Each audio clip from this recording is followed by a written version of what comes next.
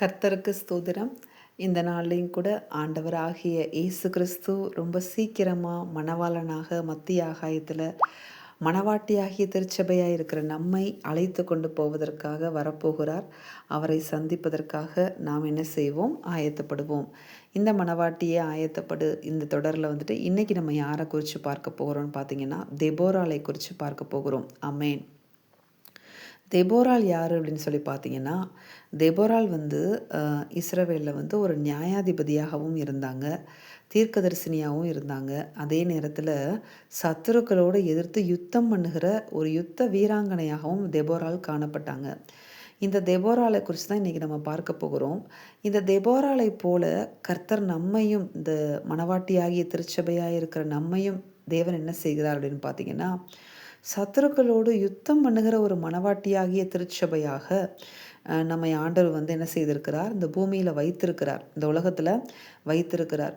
அவர் வந்து முதலாம் வருகையில் வந்து பூமிக்கு வந்து அவர் நமக்காக மரித்து நமக்காக இரத்தத்தை சிந்தி நம்மளை மணவாட்டியாகிய திருச்சபையாகிய நம்மளை உருவாக்கி விட்டு என்ன செய்து விட்டார்?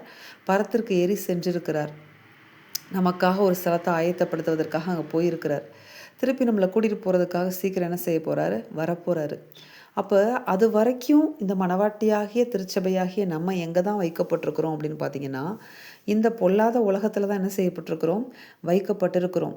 ஆனால் அவருடைய மணவாட்டியாக வைக்கப்பட்டிருக்கிறோம். அப்போ இந்த உலகத்தில் இருப்பவனுக்கும் நமக்கும் இடையே யுத்தம் உண்டு. நமக்கு 3 காரியங்களோடு யுத்தம் உண்டு. 1, பிசாசோடு நமக்கு யுத்தம் உண்டு. அடுத்ததாக இந்த உலகத்தில் இருக்கிற காரியங்களை அவன் கொண்டு வரும்போது அதற்கு எதிராக யுத்தம் பண்ணி நாம் ஜெயிக்க வேண்டியது அவசியமாக இருக்கிறது. அடுத்ததாக பார்த்தீங்கன்னா, நம்முடைய மாம்சத்தோடு நமக்கு என்ன செய்ய உண்டு? யுத்தம் உண்டு. அப்போ இந்த உலகம், மாமிசம், பிசாசு 3ஐயும் ஜெயிக்கக்கூடிய ஒரு திருச்சபையாக, மணவாட்டியாகிய திருச்சபையாக தான் நம்மளை தேவன் என்ன செய்திருக்கிறார்? இந்த பூமியில் வைத்திருக்கிறார். இதை உணர்ந்தவர்களாக நம்ம வாழ்க்கையில் இது 3 மூலியமாகவும் போராட்டம் வந்து கொண்டே இருக்கும். இந்த 3ஐயும் ஜெயிக்கக்கூடிய ஒரு திறனை வந்து கர்த்தர் நமக்குள்ளே வைத்திருக்கிறார். அதுதான் பரிசுத்த ஆவியானவர் நமக்குள்ளே கொடுக்கப்பட்டிருக்கிறார். மணவாட்டியாகிய திருச்சபைக்கு யார் கொடுக்கப்பட்டிருக்கிறார்?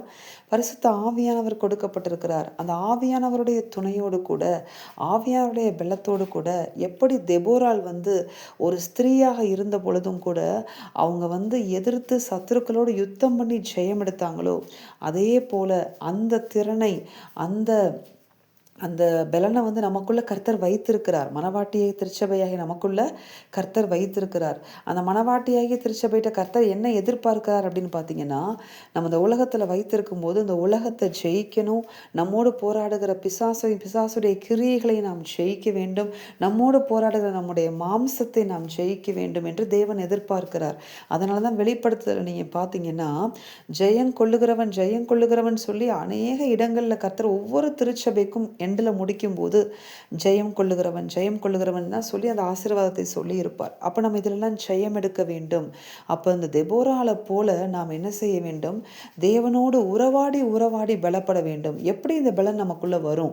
எப்படி இந்த உலகத்தை ஜெயிக்கிற, மாம்சத்தை ஜெயிக்கிற, இந்த பிசாசை ஜெயிக்கிற பலன் நமக்குள்ளே வரும் அப்படின்னு பார்த்தீங்கன்னா, நமக்குள்ள பரிசுத்த ஆவியானவர் கொடுக்கப்பட்டிருக்கிறார்.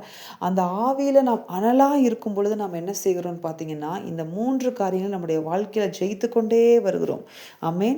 கர்த்தர் ஜெயிக்க கிருபை செய்கிறார். அப்போ எப்படி ஜெயிக்க முடியும்னா, அதுக்கு ஒரு சீக்ரெட் இருக்கு. நமக்குள்ள இருக்கிற பரிசுத்த ஆவியானவரோடு கூட, தேவனோடு கூட நாம் உறவாட அந்த உறவுல பலப்பட நமக்குள்ளாக சத்துருவை மேற்கொண்டு ஜெயிக்கிற பலனும் பெருகுகிறது. தெபோராளை போல நாமும் யுத்தம் செய்து ஒவ்வொரு நாளும் சத்துருவையும் மாம்சத்தையும் உலகத்தையும் ஜெயிக்கிறவர்களாக கர்த்தர் நம்ம என்ன செய்வார்? எழும்பச் செய்வார். கர்த்தர் இந்த வார்த்தையின்படி உங்களை இந்த நாளில் ஆசீர்வதிப்பாராக. கர்த்தரோடு தொடர்ந்து உறவாடுவோம். நமக்குள்ள இருக்கிற தேவனை நம்ம என்ன செய்ய வேண்டாம்? அசட்டை பண்ண வேண்டாம். நம்மோடு உறவாடுவதற்கு அவர் ஆயத்தமாக இருக்கிறார். அவரோடு உறவாட நாம் நம்மை ஒப்பு கொடுப்போம். உறவாடி அவரிடத்திலிருந்து பலனை பெற்றுக்கொள்ளுவோம். பலனை பெற்றுக்கொண்டு உலகத்தையும் மாமிசத்தையும் பிசாசையும் எதிர்த்து யுத்தம் பண்ணி ஜெயிப்போம். கர்த்தர் உங்களை இந்த வார்த்தையின்படி இந்த நாளில் ஆசீர்வதிப்பாராக. ஆமென்.